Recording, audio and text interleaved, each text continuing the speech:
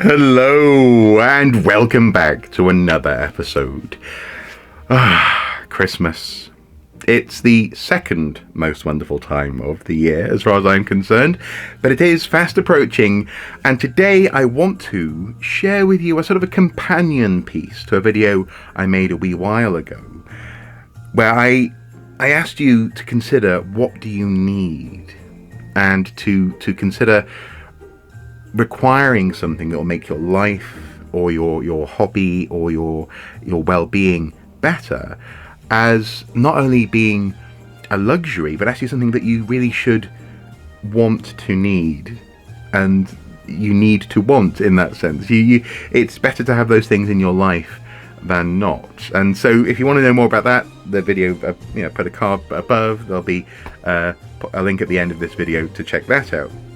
But today, it's not so much what do you need, but actually, what do you want?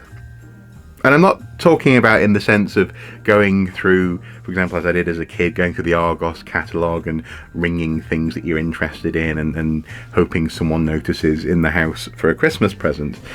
But actually, I suppose it's the flip side of that coin, this question of what do you need, and indulging what you actually need to improve your life. There is actually a version of wanting that isn't just about greed. It can actually be about chance encounters and the relationship between whimsical happiness and things that you come across in your day-to-day life. The thing that really brought this to my attention was in recent weeks, obviously Ghostbusters Afterlife, the movie was released in cinemas. I very much enjoyed it. I highly recommend it. And in the build-up to that film being released, I could not stop seeing adverts for the Ghostbusters Ecto-1, a wonderful set by all accounts, and a set that I still kind of do want. I definitely don't need it. This looks like it's just wonderful. But I realised that I didn't actually want necessarily that Ecto-1. What I was wanting in the moment, I didn't need it, but what I wanted was a solid Lego set and that experience of going through the manual and clicking things together and building something satisfying at the end. And actually what I realised I really wanted was an addition to my Lego Hidden Side collection. Actually, I'll link to that video as well at the end of this video if you're interested. But I really love the Hidden Side sets. Wave 1, I think, more than Wave 2, really. But nonetheless, they were excellent. They're sort of the closest that Lego will get to a sort of Lovecraftian Cthulhu kind of, or haunted kind of world, with I suppose Dracula's castle and some of the ghost hunting that went on in previous Lego sets to one side, because I also love the colour palette in those Lego sets, in the Hidden Side ones. They're sort of like muted greens and browns and greys. It's actually slightly more realistic, real world, oddly enough. And so I had great fun putting together things like the shrimp shack, the lighthouse, the shrimp boat. There's a bit of a sea theme there, the graveyard, they're all up above my desk over there, the lab, all that stuff. But there was one set that I just hadn't had the money for when it was new, and that was the Newbury High School.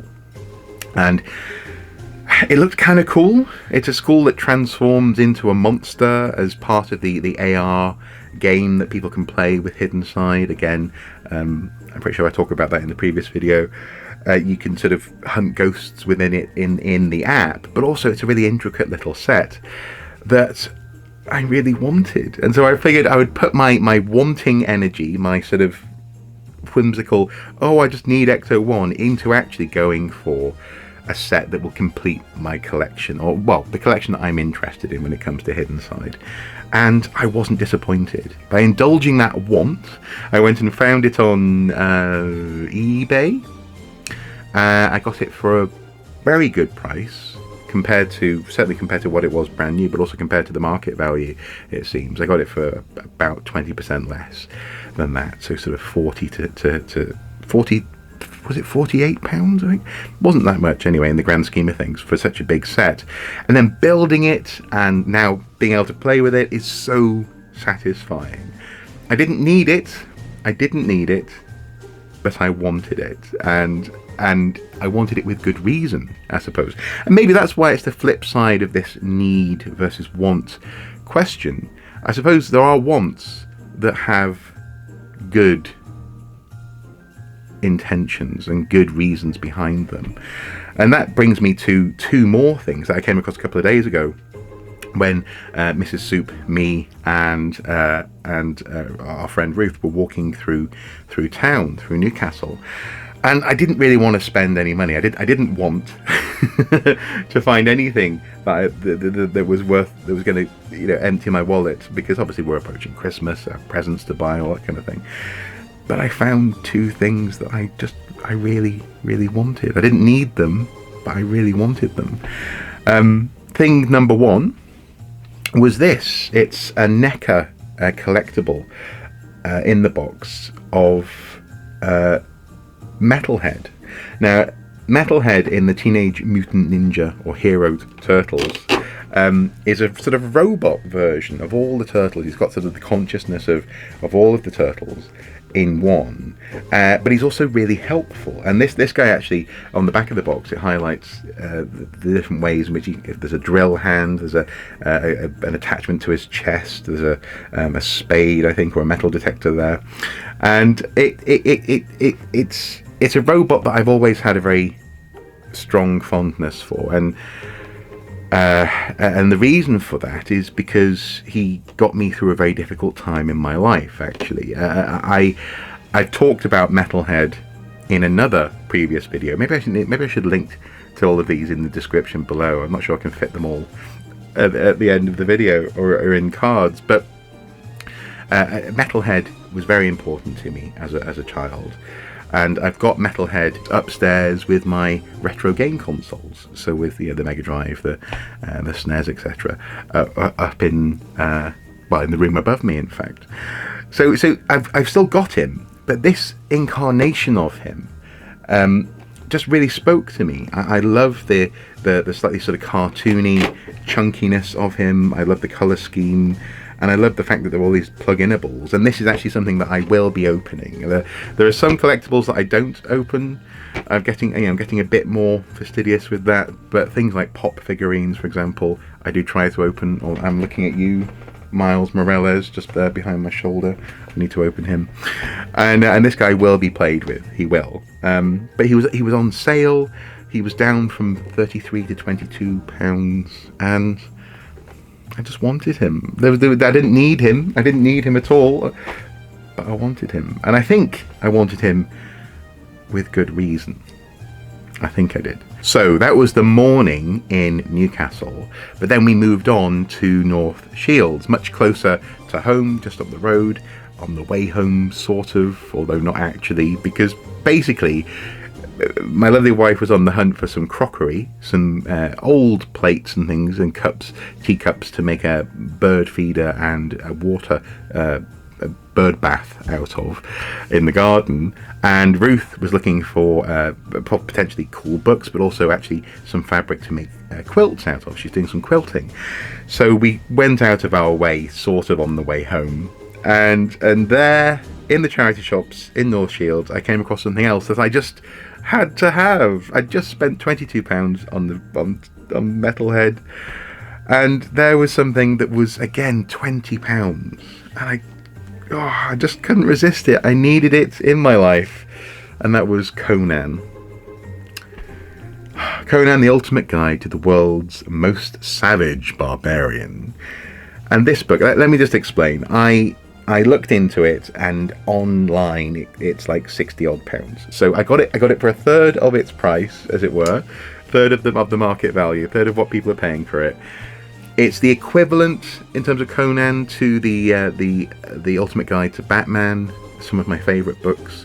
That's another video that I can link below, actually.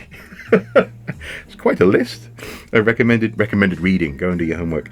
But also as well, it's a book that has a foreword by Todd McFarlane, my favourite comic book artist. It was published in the centenary year of Robert E. Howard's birth, so 2006. He was born in 1906, and it just charts so much of the different aspects of Conan, the story, in particular in the comic books, in the comic book context, the stories as told, but also obviously as inspired by the written works of Robert E. Howard, and it's just a delight, and I needed it. Well, I wanted it. I didn't need it. I wanted it. There was a difference. I had to have it. And this, again, it's the coin. You know, I didn't need it. I just had to have it. And therefore I wanted it. And therefore now it is in my life, in my collection. And it's brilliant. I love it. And that's the thing. That's precisely the thing, isn't it? That's exactly why this is the flip side of that coin. And that is because I truly value them. That's the thing, isn't it? It's not bad to want things, and it's definitely not bad to want the things that you need. But also, we're allowed just to love something and just bring it in, just bring it into the fold and take it home with us.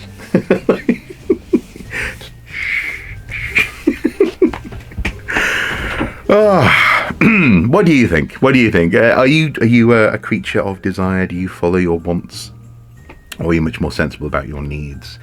As I say, this is a companion piece to that other video, so do watch that one. If you don't watch the other ones, definitely check that one out and see what you think. And where do you sit on that spectrum?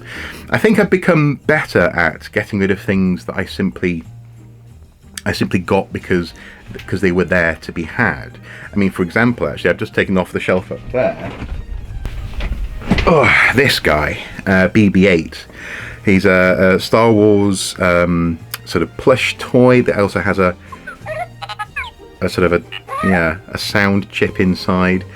And at the time, I was quite excited when The Force Awakens was about to be released. I got hold of him and also Rey and BB-8 as well.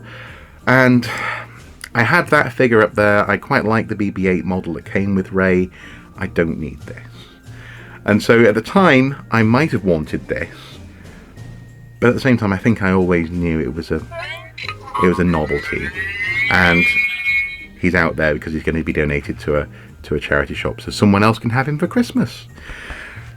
And I think that's the line. I think yes, we all engage with just going, oh yeah, I'll have that. I'll put that in my coat. Well, no, I'll buy it.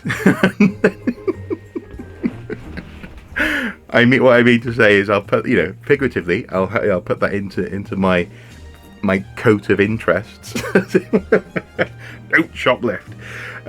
But that's not necessarily the best way to do things. And eventually, you will, I think, find yourself thinking about this balance between why you want something, what you truly need, and what, to a certain extent, what it sort of says about you, how much satisfaction you get from the things that surround you, and how useful they are. I think that's really what I'm getting at here with this coin that's sort of spinning in my mind. Want, need, joy, I suppose. Maybe that's the connecting factor. Anyway, I'll stop rabbiting on. It's been an interesting week. It's been a busy week, hence I'm recording this right at the end of the week. It might come out on Friday, it might come out on Saturday, we shall see. But thank you for watching, and until next time, do take care. Bye-bye.